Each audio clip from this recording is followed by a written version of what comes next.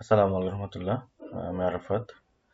আমি গতকালকে না, পরশুদিন একটা পোস্ট করেছিলাম আর কি।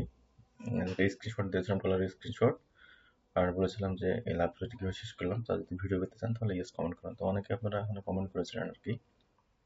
তো আমার ডলার স্ক্রিনশট, আসলে আমি ডলার স্ক্রিনশট দেওয়ার পক্ষে না আর কি।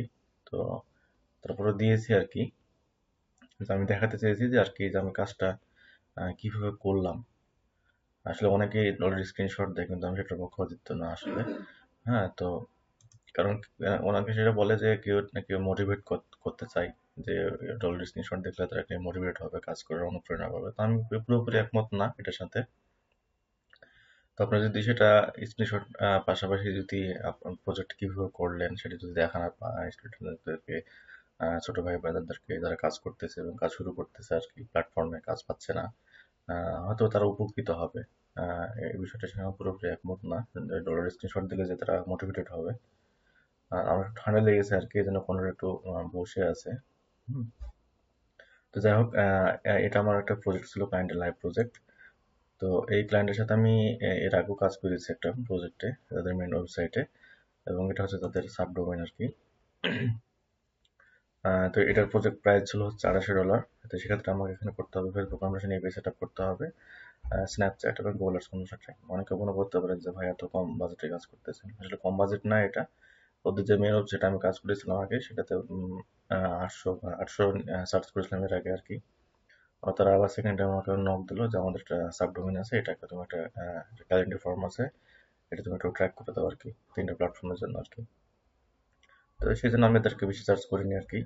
তো অল্প চার্জে কাজ করেছি আর কি আমি। তা আমি আমার কাজের পরিমাণ খুব কম থাকে, কম বলতে কাজ আসলে আমি কম পাই। কেন কম পাই? অনেকে বিভিন্ন বাজেটে কাজ করে, ছোট বাজেটেও কাজ করে, $100-150 হলে কাজ করে দেয় বড় বড় প্রজেক্টে। কিন্তু আমি আসলে সেই রকম না। আমি অ্যাটলিস্ট $250-300 না হলে কোনো কাজ করি না আর কি। যেমন ফেসবুক কনভার্সন এপিআই এর জন্য মিনিমাম আমরা $300 চার্জ করি আর কি। বা জিএফ এর অন্য প্ল্যাটফর্ম যেগুলো আছে, মানে আমার বাজেটের সঙ্গে কোনো সময় আমি কম্প্রোমাইজ করি না আর কি। সেক্ষেত্রে যদি আমার বাজেটের সঙ্গে যদি না যেতে পোষায়, সেক্ষেত্রে আমি কাজ করি না। সেক্ষেত্রে অনেক ক্লায়েন্ট হাতছাড়া হয়ে যায় আর কি। তো এটা আসলে আমি এভাবে করি, তার মানে যে আপনারা করবেন না এমনটা না আর কি। প্রথম দিকে আমি কাজ করেছি, অল্প বাজেটে কাজ করেছি, কিন্তু পরে নিজেকে ডেভেলপ করেছি ওভাবে, এবং আমি নিজের কাজের ভ্যালুটা সেভাবে দিই আর কি। এই জন্য আমার হাতে কাজ কম থাকে। আর এই প্রজেক্ট আমি ফাইবারে নিয়েছি আর কি। আমার ফাইবারটা একটু ভাঙাচোরা অবস্থায় আছে, তো ভাবলাম যে কয়েকটা অর্ডার নিয়ে যদি এটা একটু সামনে আনা যায়, এই জন্য আর কি করা। তো কথা বেশি হয়ে গেল, এখন আমি দেখাই আর কি জিনিসটা। ছোট কাজ, আপনারা সবাই জানেন কেমন করতে হবে আর কি। তারপর আমি দেখাচ্ছি আর কি কিভাবে কি করেছে আর কি। এখানে তো একটা ফর্ম আছে, ক্যালেন্ডার ফর্ম আর কি। তো এটার জন্য হচ্ছে আমি একটা লিসেনার ইউজ করেছি, ক্যালেন্ডার লিসেনার আর কি। তো লিসেনার যখন আমি ইউজ করবো, তখনই আমার লিসেনার ইউজ করলে 3টা ইভেন্ট অটোমেটিক ফায়ার। ক্যালেন্ডার হচ্ছে টাই ফ্রেম, আমরা ওখানে কোনো কিছু করতে পারি না আর কি। তো এই লিসেনার দিয়ে এর মাধ্যমে আমরা সবকিছু করতে পারি আর কি। তো আমি ক্লায়েন্টকে বলেছিলাম যে আমি তোমাকে 3টা ইভেন্ট দেখাবো আর কি, ফেসবুকের জন্য। হচ্ছে কি, তোমার যদি ক্যালেন্ডার পেজটা যখন কেউ ভিজিট যখন করবে, তখন তোমার একটা ইভেন্ট ফায়ার হবে এখানে। একটা রিফ্রেশ যদি দিই, তোমার একটা ইভেন্ট ফায়ার করবে। এবং যখন ক্লিক যখন করবে, এই ডেট সিলেক্ট যখন করবে, তখন সেখানে একটা ইভেন্ট ফায়ার হবে। সেখানে ক্লায়েন্ট ইভেন্ট ভিউ ফায়ার হয়েছে। আমি যদি আমার ইভেন্ট ম্যানেজারে যাই, আমি অলরেডি প্রিভিউ দিয়ে রেখেছি আর কি এখানে। হ্যাঁ, এখানে আসবে একটু পর, পেজ ভিউ আসলো, এটাও আসবে, ডিডুপ্লিকেশন হবে আর কি। ডিডুপ্লিকেশন হয়েছে। আর তারপর হচ্ছে আমি যদি এখন একটা ডেট সিলেক্ট যদি করি, টাইম অ্যান্ড ডেট, তাহলে ওকে। তো আমি যদি এখানে একটা আমাদের টেস্ট একটা আমার ইনফরমেশন দিই আমি, তারপর টেস্ট দিলাম। আর হচ্ছে র্যান্ডম একটা ফোন নাম্বার দিলাম, সিলেক্ট করলাম আর কি। সিলেক্ট করলে আমরা এখানে একটা ইভেন্ট ফায়ার করবে, এটা হচ্ছে আপনার যে টাইম সিলেক্টেড ইভেন্ট আর কি। তারপর এখানেও যাবে, তো এবং এটা হচ্ছে ডিডুপ্লিকেশন হয়েছে আর কি, ব্রাউজার সার্ভার জায়গা থেকে যাচ্ছে। এবং আমি এটা শিডিউল করে দিলে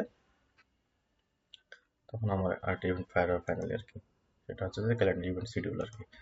তো আমি এই 3টা ইভেন্ট আমি ফেসবুকের জন্য পাঠিয়েছি, ফেসবুক কনভার্সন এপিআই এর জন্য পাঠিয়েছি এখানে।